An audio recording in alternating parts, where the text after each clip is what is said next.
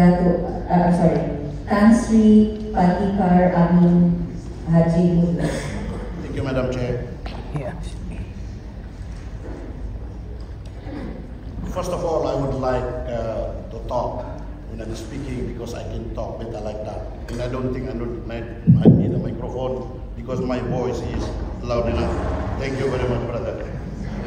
Now, in this forum, I would like the ADB to listen properly so that maybe your recommendation next time you focus it on the local needs. Now, Madam Chair, I would like to play a devil advocate in this forum. I was listening to that lady, the gentleman, they presented themselves eloquently in this professionally. But I think I only understood a minor part of it because I'm not an economist. There are government civil servants here from Sabah, from all those departments, and I don't think they understood also. That I can guarantee you. Now, this forum is Chief Ministers, Governors in Local Government Forum. You said that in 2007, the leaders of the 4 nations directed the local governments to have forum like this so that whatever policy that is being thought of by our leaders, the 4 nations can be implemented. But it must be remembered that Brunei system of politics, Philippines system of politics, Indonesia system of politics, and Malaysia system of politics is different. Now, the formation of Biniaga is this, as far as I know. Now, before I proceed, the reason why I'm here is this. 3 years ago, the new government of Sabah, the Chief Minister now, Al-Hizi, never before any Chief Minister that thought of the idea that he said the state government of Sabah must focus on Biniaga. So he created a post, he called it Special Envoy. Meaning, there is a representative of the Sabah state government in Biniaga to look at it. Because in his words, he said, for the past 27 years, that was about 10 years ago, 3 years ago, he said, I couldn't see what Biniaga is all about. In here we are, meetings after meetings. Last year I was in Pontianak, I walked off from the meeting. With all due respect to the minister that represented Malaysia, he is a Sarawak. But the procedure I was told, nations must be represented by a leader. But with all due respect, I cannot represent Sarawak because I cannot speak on behalf of Sarawak. Sarawak and Sabah is a different state altogether. They have a chief minister. We have a chief minister. Without Sabah and Sarawak, there is no Malaysia. And I dare to say, I know the representative of the Philippine government, Minda, is around. But the ultimate authority is not in Minda. The ultimate authority in this Biniaga is not the Premier of Sarawak or the Chief Minister of Sabah, because we have a federal government. And there is Biniaga. It is a connotation that loose kind of cooperation between these 4 nations. And correct me if I'm wrong. What it means is that why we create Biniaga is to help the areas that have been mentioned not developed to be equally developed with the capitals. And specifically its name, Sabah, Sarawak, in Brunei. I did not know one. That is for Sabah. In 4, Indonesia, Sulawesi, Kalimantan, and Sabah. And the population specifically mentioned Mindanao, Palawan. Now here's the catch. While we are busy talking about the presentation which I heard just now, without Biniaga, Brunei will still develop Brunei. Without Biniaga, Malaysia will still develop Malaysia community. Without Biniaga, Sarawak will still develop Sarawak. And it is, when you were listening to him, That was an official statement, meaning Sarawak now became the envious of all states in Malaysia. Now their own digital economy, their power supply, they can even export outside. They're talking about hydrogen.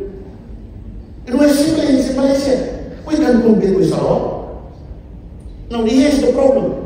When I studied the vision to 2025 of BIMIAGA, none is mentioned in that 5 pillars about security and health. Why? Don't we understand that the problem of Sabah is with our neighbors in Philippines? About influx of Filipinos coming over Sabah? Why? If you go to Philippines, you will explain why BIMIAGA was established. If you are in Malaysia, I know that Mahathir at one time, I was serving under him in 1994, he said, in order to stop all this influx, we must prosper our neighbor. What do we have to prosper? Those neighbors of ours who reside in Tawi-Tawi, who reside in Basilan, who reside in Holo, who reside in Simonol, who reside in Total Islands. Those are the people that come to our shore. If they sneeze in southern part of Philippines, we catch the influenza in Sabah. Now, BIMIAGA Vision 2025, well written, fantastically done. The presentation by the lady, I was amazed. She knows inside out what is the stuff. Who can understand about economic corridor? The Chief Minister of Sarawak, he will do it at his best for Sarawak to excel. He doesn't need BIMIAGA. Sabah also likewise. We want to compete with Sarawak, we're siblings. But unfortunately for us, when you talk about BIMIAGA, to me, I look at it in two sides of the coin, or two faces. One, big businesses benefiting from it. That one is those people who are supposed to be helped are not being helped. We are talking about IT. We are talking about internet. Governor Tawi-Tawi, I was in Tawi-Tawi with you for almost 1 week. Do you have any access to the internet? These are the people that need to be helped. I have to stay there for 1 week in order to materialize a ferry from Bunga or Dato. I was there for 1 week. We can't even travel to Malaysia. Why? Because the power of CIQS, all this, are with the federal government. But people will stay. What can the Chief Minister do? Of Sarawak? Or the Premier of Sarawak? What can Governor Sali do? What can the Chairman of Minda do? Here in this forum. That is the reason why the Premier of Sarawak did not attend BIMIAGA. That is why the Chief Minister of Sabah did not attend BIMIAGA. Even Murad under the Bank government is not here. Brother Saleh is not the ultimate power. He is only one governor of Tawi-Tawi. There is another governor in Basilan. There is another governor in Holo. Even the structure, power structure, is not fitting. Then we talk. There is a saying that Yaga is attend, eat, go away. Now, in Pontianak, I was even told by a government officer, in Pantawin Sabah, Tan Sri Pandita will sit on the front row. He must be in the back. I was told that I did not know to speak. There is a quota to attend. My question is, since when BIMIAGA become like Security Council of PBB? Since when? This is a loose understanding of economy. So to me, I'm so passionate about this because anything that happened in southern part of Philippines, we are on the receiving end. Therefore, you in the ADB in ASEAN, don't just formulate ASEAN strategy.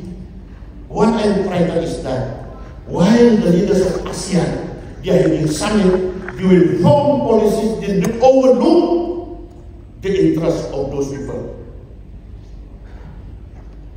The way I listen to, Indonesia will say what Indonesia has done. Malaysia say what Malaysia has done. Brunei say what Brunei has done. You see, we are competing what we've done so far. Now, do you people really think that Malaysian businessmen, those people in the oil palm plantation, do you think you will go to Indonesia? Because Indonesia is insane. Now, Indonesia decided to have its capital in Kalimantan. The way we see it in Sabah, the one that benefit most is our friend from Sabah. Because Kalimantan.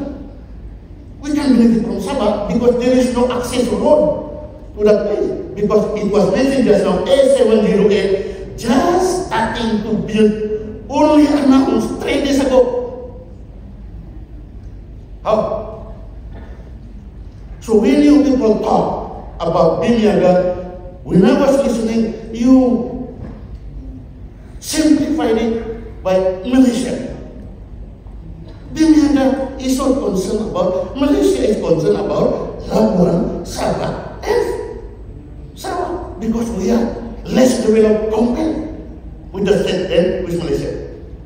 In Mindanao, also, when it was presented just now, I was listening attentively. It must be remembered, in Mindanao there are 2 governments, federal government and BAM government. In the BAM government, Zamboanga is not within BAM. Some areas are not within BAM. But the area that must be helped are those people who fought during the war. Now BAM is a new government taking over from ARM. These are the people that need to be helped.